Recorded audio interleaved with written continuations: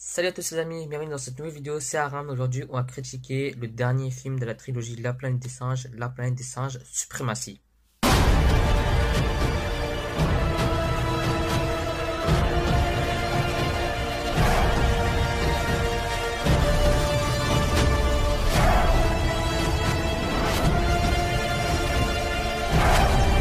Ensemble, singe fort.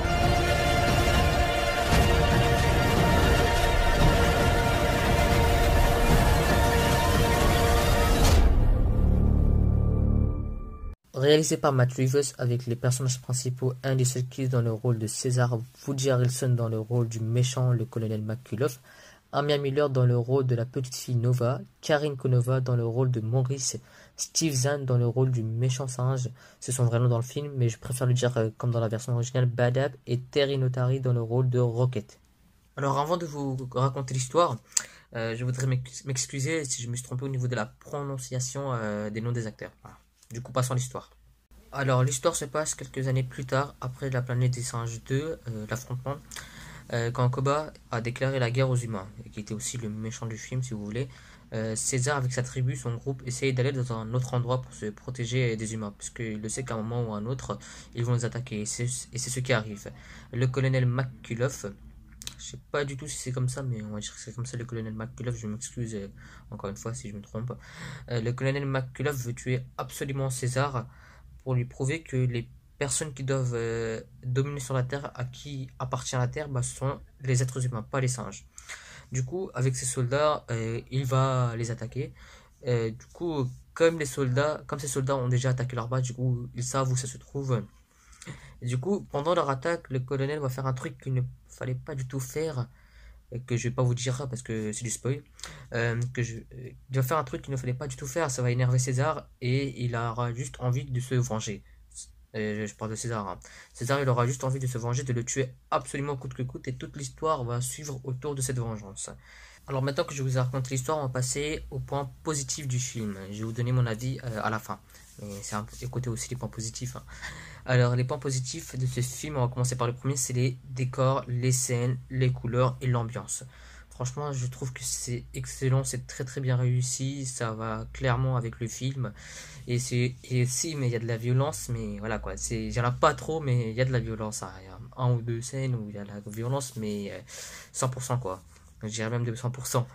Le deuxième point positif, c'est, ou peut-être les deuxièmes points, ce sont à aucun moment on s'ennuie dans le film. Vraiment, mais à aucun moment on a toujours, on se laisse emporter par le film, parce que c'est pas parce que c'est le dernier film plein des singes qu'on va dire on va être triste, oh là là, le film il est tellement bien. Non, j'ai regardé les deux premiers. Et franchement, quand j'ai vu les trois films, bah, je me suis pas du tout ennuyé, je me suis laissé emporter. Et on s'amuse tellement à regarder ce film, mais en même temps, on est triste parce qu'il y a des scènes qui nous montrent clairement que c'est vraiment le dernier film Planète des singes. Franchement, vous serez triste aussi. Même au début du film, j'avais des larmes aux yeux, mais j'essaie de me retenir. Et après, les troisième point positif, je crois que c'est un bon point positif, c'est qu'il n'y a pas du tout d'action. Mais vraiment, il n'y a pas du tout d'action. Ça, je trouve qu'ils ont fait exprès aussi de rajouter ça, de ne pas rajouter ça. Parce que je crois qu'il n'y en a que deux ou trois scènes d'action. Je crois que c'est à cause des personnages. Parce que dans ce film-là, les personnages sont comment? On a, on a toujours envie de les écouter, les regarder. Tellement tout ce qu'on sait sur les personnages, c'est qu'ils veulent rester en paix, ils veulent avoir leur liberté, protéger leur groupe et se protéger eux-mêmes. Et c'est franchement excellemment très très bien fait. C'est pas parce que c'est un film plein de singes qu'il y aura forcément de l'action. Non, vu que c'est le dernier film, on va pas essayer de rajouter trop d'action. On va essayer de mettre des scènes où il y a tous les personnages du film qui se regroupent et parlent entre eux. Comme ça, au moins, on sera content qu'ils se retrouvent, on sera content qu'ils se retrouvent ensemble. Ils parlent, voilà. Vu que c'est vivre leur dernier moment, vu que c'est le dernier film, on a toujours envie de les écouter, savoir plus de choses sur eux. Et ça, franchement, je crois que c'était excellemment, mais très très très bien fait. Et voilà. Quatrième point positif de ce film-là, c'est les acteurs. Ça, je crois, c'est obligé dans un film. c'est le rôle des acteurs. Est-ce qu'ils jouent bien? Est-ce qu'ils jouent très bien? C'est pas du tout ce que je voulais dire. Est-ce qu'ils jouent bien ou est-ce qu'ils jouent mal? Voilà. Dans ce film-là, je crois ils ont joué mais d'une excellence.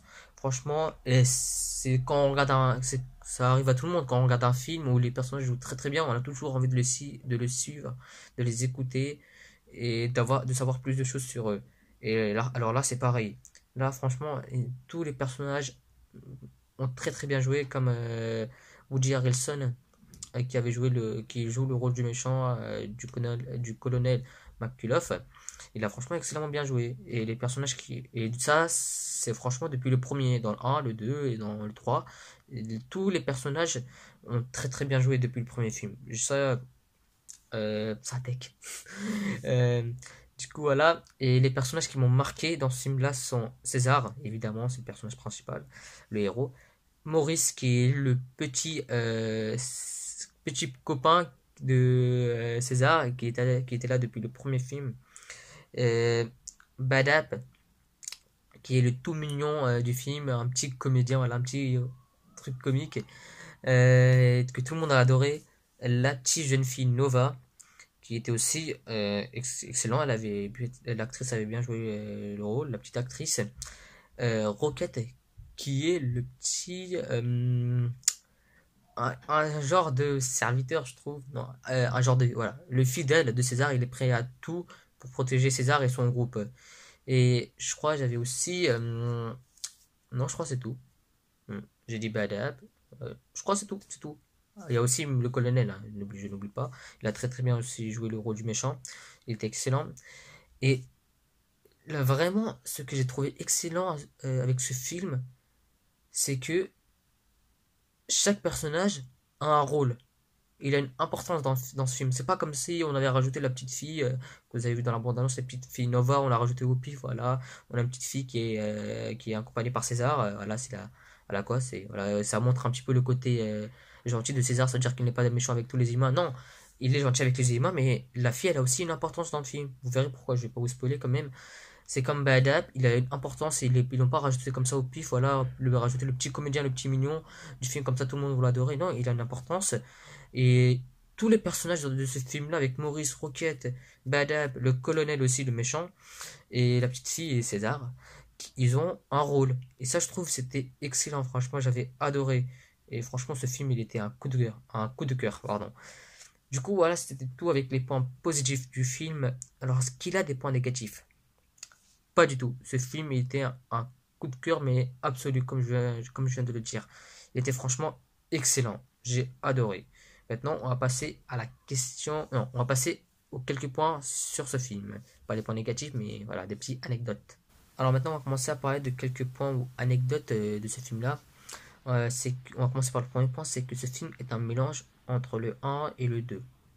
Je ne vais pas vous dire pourquoi, parce que après les gens ils vont considérer ça comme du spoil, mais c'est au niveau de son histoire, de la mise en scène, des dialogues, des personnages, ça nous fait clairement rappeler les deux premiers films, et je crois que le réalisateur il a fait ça exprès de rajouter ça. Comme c'est le dernier film de la trilogie, il a dit que, allez, pour l'amusement, on va essayer de construire une histoire, mais qui soit cohérente avec les deux premiers. C'est que les gens, en même temps, ils s'amusent, ils disent, ah ouais, ça me fait clairement rappeler le 1, ah oui, ça fait clairement rappeler le 2. C'est comme ça, c'est pour nous rappeler des bons souvenirs. Je crois que c'est très très très bien réussi. Et voilà, bravo à Matt Reeves. Je crois il commence à être l'un de mes réalisateurs préférés, parce que maintenant il sera le prochain réalisateur du prochain Batman. Ah là là. Alors maintenant, le deuxième point de ce film-là, c'est vraiment un truc important de chez important que je voulais absolument vous dire, c'est que tout le monde savait, même moi, on était quasiment sûr que ce film-là allait être le dernier film de la trilogie. Peut-être pas. Laissez-moi vous expliquer pour ceux qui ne savent pas. En effet, sur le site Film Actu, qui est un site que je peux vous conseiller, ça parle des nouveaux films, des séries, des acteurs, etc. Le réalisateur du film Matt Reeves, qui sera aussi le réalisateur du prochain film Batman, qui s'appellerait Da Batman, avec Ben Affleck, qui sortira en 2019, comme je l'ai dit il y a un instant. Il est revenu sur cette question s'il y aura une suite à cette trilogie. Et voilà ce qu'il a dit. Alors voici son commentaire ou sa réponse comme vous voulez, et je vais vous expliquer en même temps c'est quoi. C'est qu'il a cette idée que le virus soit propagé dans le monde entier, c'est-à-dire que d'autres singes sont atteints du même virus que César et Behdad, c'est-à-dire qu'eux aussi ils peuvent parler comme eux. Et il a aussi rajouté cette idée qu'il y a aussi d'autres groupes qui n'ont pas la chance d'avoir un leader ou un chef comme César. C'est-à-dire qu'il y a personne qui peut prendre des décisions pour le groupe, il y a personne qui peut diriger le groupe.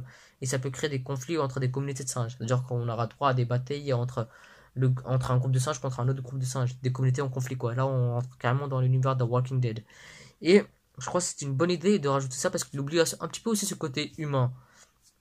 Et c'est que il dit aussi que Badab la symbolise d'une certaine manière. Ça aussi, je trouve que c'est vraiment intéressant.